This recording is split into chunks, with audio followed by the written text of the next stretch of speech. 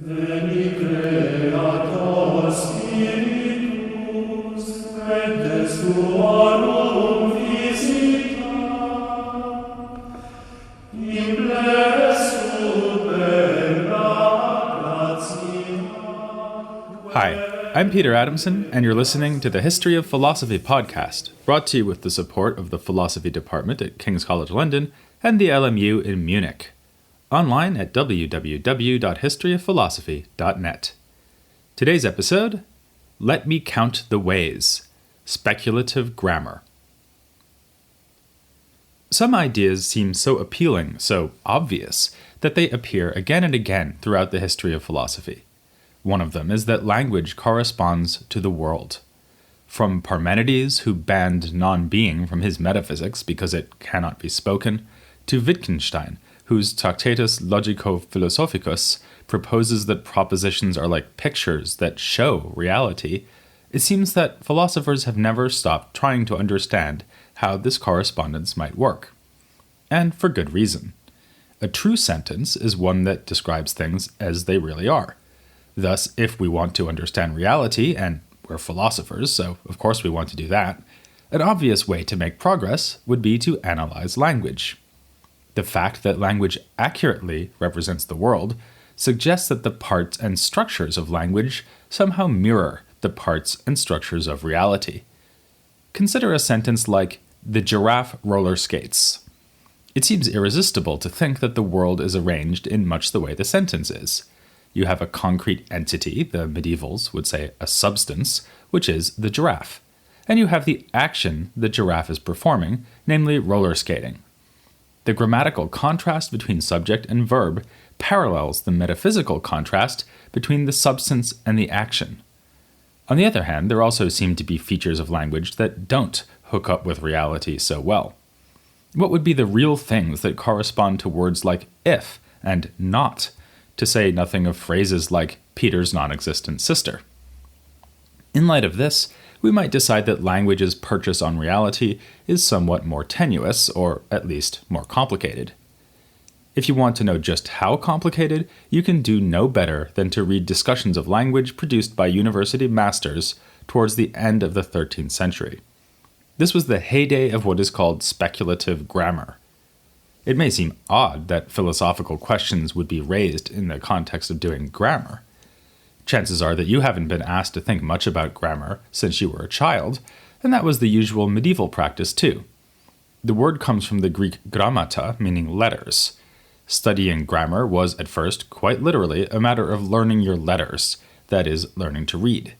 This is why the late antique pagan philosopher Simplicius chose to insult his rival John Philoponus by calling him the grammarian. He was effectively calling him a mere schoolmaster. But already in antiquity, grammar came to include more sophisticated discussions of language. In a medieval setting, grammar was one of the three disciplines of the trivium, along with rhetoric and logic. This meant that the clever men of the arts faculty, where the trivium was taught, took a professional interest in grammar and connected it to their other philosophical interests. This, in a nutshell, is how grammar became speculative. Of course, grammar had been part of the trivium before the rise of the universities, and indeed since antiquity, but conceptions of grammar became more ambitious in the 13th century. This was, as usual, because of Aristotle.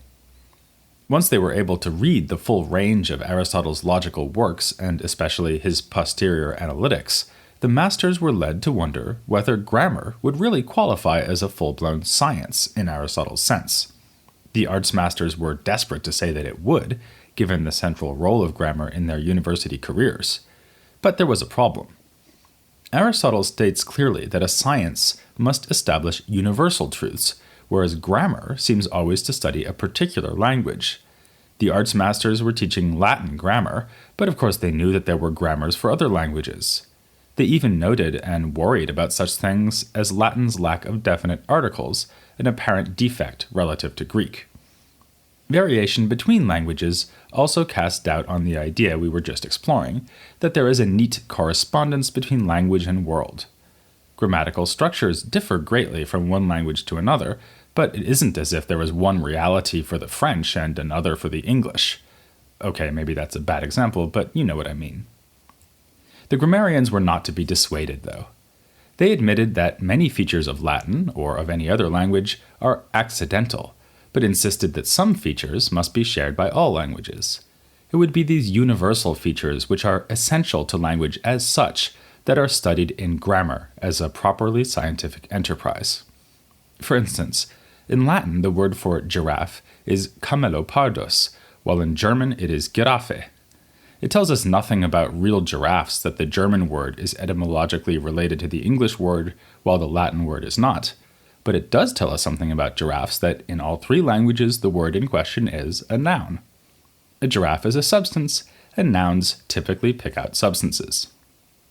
Well, actually it's more complicated than that, and you can't say I didn't warn you. The authoritative source for medieval grammarians was not any work by Aristotle, but the Institutes of the 6th century author Priscian. A measure of its popularity and the importance of grammar in medieval education is that there are more than 1,000 surviving manuscripts of the Institutes. When Priscian gets to defining the noun, he says that it signifies not just substance, but also quality, which makes sense. There are other nouns that could pick out a giraffe, including her proper name, Hiawatha, and such words as animal or thing, to say nothing of nominal phrases like tallest resident of the zoo and all-Savannah roller skating champion 2016. When we say giraffe, we are signifying a substance only insofar as it has the particular quality, indeed the particularly wonderful quality, of being a giraffe. This line of thought is at best implicit in Priscian himself, but in the works of the 13th century grammarians, it becomes as explicit as an adult-rated movie. Indeed, the idea that words signify in different ways, or modes, is the basis for the name that was given to some of the speculative grammarians in this period, modistae, or modists. The modists were distinguished not just by their conviction that grammar does indeed have the rank of a universal science, but by their decision to dedicate whole treatises to the subject of the modes of signification, modi significandi. We have already gotten to know one of the earliest figures usually considered as modists, Boethius of Dacia, one of the so-called Latin Averroists. There was also his countryman Martin of Dacia, who, like Boethius, wrote around 1270. Their ideas were taken up and further developed by figures whose lives and work stretched into the 14th century, including Rodolphus Brito, Thomas of Erfurt, and Sige of Courtois, not to be confused with the other so-called Averroist, Sige of Brabant, though he did also write about grammar. And by the way, there are also a number of anonymous treatises that apply the modist approach, so this was a significant and widespread movement in the late 13th and early 14th centuries. The core idea of modism is that our ways of talking express our ways of thinking, and that our ways of thinking in turn express the way things are.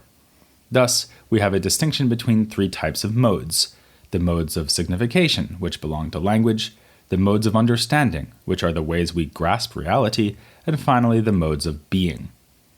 It's vital to the modists that each thing out in the world really does have multiple modes of being, since otherwise there would be no basis in reality for the various ways we can think and talk about a given thing. Hiawatha is only one single giraffe, but I can refer to her in an almost indefinitely large number of ways, as giraffe, as animal, as beautiful, as tall, as running, as a running joke. These ways of speaking latch onto her modes of being, the various ways that she genuinely is. When I think of her prodigious stature and speak of her as tall, I am talking about her insofar as she possesses the accidental attribute or property of tallness. When I instead think of her as a giraffe, and call her by that name, I am talking about the mode of being that she shares in common with other members of her species. But the modist theory makes it sound as though our concepts somehow intervene between language and reality. Does a word like giraffe or running really signify Hiawatha at all, or just my thought of Hiawatha? This question was one of those disputed ones. Some authors insisted that words must refer to or signify concrete things, like a particular giraffe. But many modists, such as Martin of Dacia, insisted that language does signify concepts, at least in the first instance. To signify something, you have to have it in mind. Your words express your thoughts rather than the thing itself. On the other hand, your concept is about the concrete thing in the world. This means that language can still signify the real thing via mental concepts. If I say, "Oh, how exciting, here comes a giraffe," what I am fundamentally doing is communicating a thought I am having. But since my thought is itself about something, namely Hiawatha as she comes towards us on roller skates, my words do incidentally say something about the world. Now, not all the noises we make signify. We are capable of making meaningless noises as when we grunt or just speak nonsense. The terminus logician William of Sherwood gives an example that would be at home in a Harry Potter novel, Bubba Blickatrix. For the medievals, sounds made by non-human animals would fall mostly or entirely into this category of literally insignificant noise.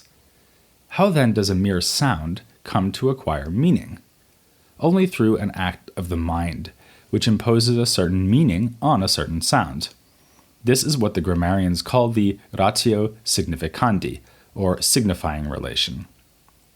Once this is added, we have something more than a sound, we have a meaningful verbal expression, in Latin dictio.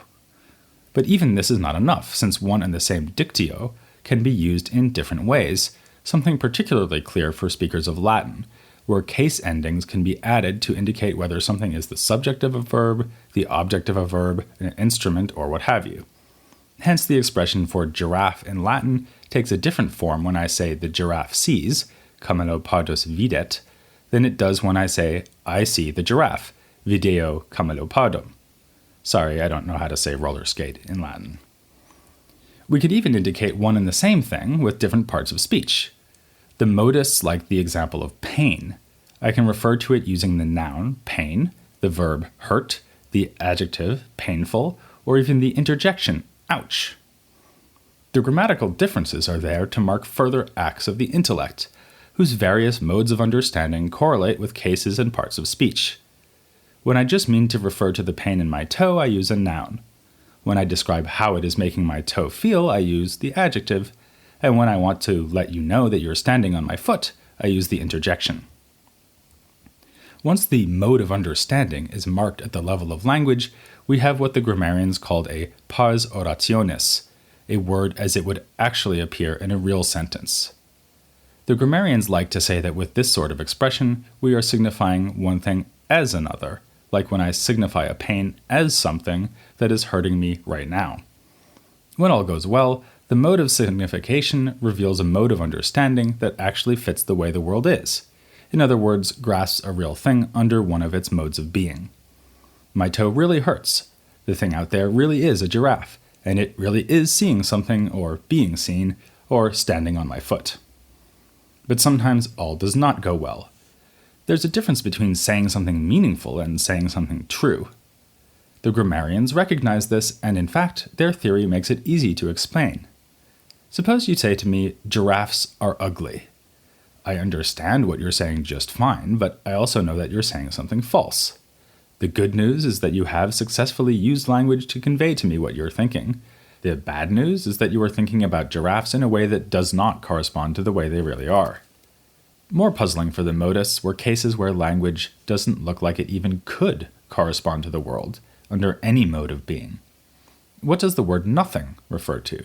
Or the word matter, assuming, as the medievals did, that matter is pure potentiality. Again, the level of the mental concept could come to the rescue here. By negating concepts that do refer to reality, the mind is capable of forming notions of potentiality, nothingness, or privation, even though no such absences really exist outside the mind. This solution could also be used to handle empty words, like centaur or chimera. These signify concepts that are only figments of the mind, with no correlate outside in real being. Then there are the linguistic expressions that don't even pretend to signify anything. Those words like if and not. This is pretty much the group of Latin words that are indeclinable, in other words that get no nominal or verbal endings. The grammarians tended to see them as serving a merely auxiliary function. It was even claimed that they are, properly speaking, not part of language. In other cases, a term might be a mere substitute for a fully formed pars orationis. A good example is the pronoun, like he or it. Obviously, you can't know what a pronoun refers to without the help of context.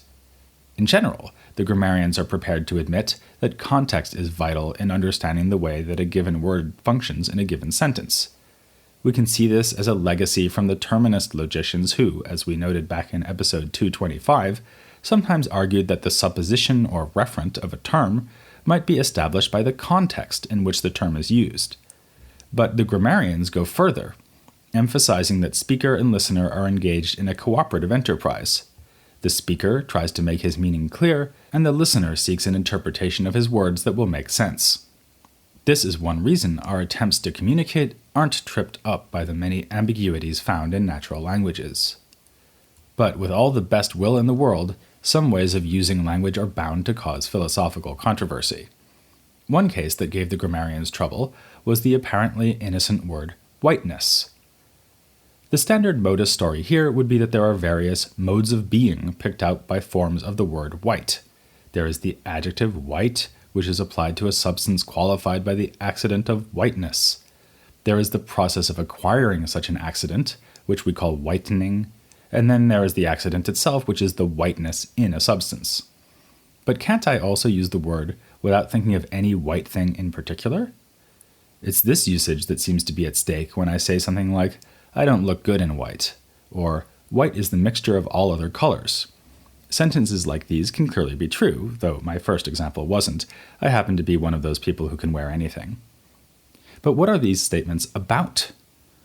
While some were prepared to admit that whiteness is something out there in the world, Boethius of Dacia was reluctant to do so. For him, this is another case where a word refers to something in the mind, in this case an abstract generalization produced by the mind based on experiences of particular white things. A similar problem concerned terms like human, giraffe, or animal. On the one hand, these can name individual things out in the world, like Groucho Marx and Hiawatha. On the other hand, they are the names of species and genera which are found in many things, because not only Groucho is a human, but also Harpo, Chico, and all the rest of us. This led the grammarians to weigh in on the long-running problem of universals. Among the modists, perhaps the most innovative view was that of Rodolphus Brito. At first, his solution may seem like Boethius of Dacia's idea about whiteness. Rodolphus appeals to the modist theory of the mode of understanding and explains that the mode of understanding relevant to genera and species is the one that responds to the similarity between, for instance, one human and all other humans. However, he insists that this mode of understanding is grounded in the nature of the external things. We can all generate a general, common notion of humanity in our minds. So Rodolphus is adopting what we might call a moderate realism concerning universals. Our universal ideas are not mere figments like our ideas of chimeras or centaurs, nor are they mere abstractions like Boethius's whiteness. When we think of the human species, we are attending to humans as they are alike to one another, and not only as if they were alike to one another. We can also signal to other people that we have in mind whatever is common to all humans by adding the word every, which is what we do in order to make a universal statement, like every human is an animal, or every human should watch the Marx Brothers movie, Animal Crackers. Rodolphus's solution is classic modism. It distinguishes the levels of language, concept, and reality, but sees intimate connections between these three levels. Of course, that connection isn't always present. We do talk about chimeras, and even say things that are meaningless, or, horror of horrors, ungrammatical. But the whole point of modism is to reveal how the connections work when things go well.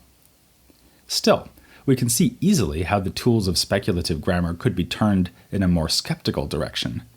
If you think that universals have no basis in reality, you might argue that phrases like every human express only modes of understanding and not modes of being. You might emphasize the arbitrariness of language and of the mind. In short, you might think less like a 13th century philosopher and more like a 14th century philosopher. The metaphysical and epistemological confidence of the later 13th century will not be shared by subsequent generations. But we're not ready for the 14th century quite yet. We have yet to cover the two most important scholastic thinkers to come along in the generation after Aquinas and Bonaventure, namely Henry of Ghent and John Duns Scotus. And even before that, I want to give you a reminder that it wasn't only the schoolmen who were thinking about philosophy at this period. Since we've been thinking in this episode about language, I thought it would be a good time to have a break from university life and look at a work of vernacular literature that has much to say about philosophy, even though historians of philosophy haven't had much to say about it in return.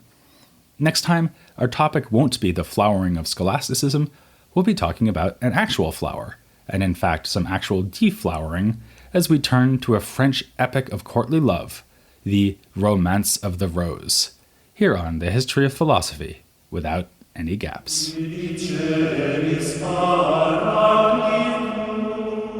paraclitus,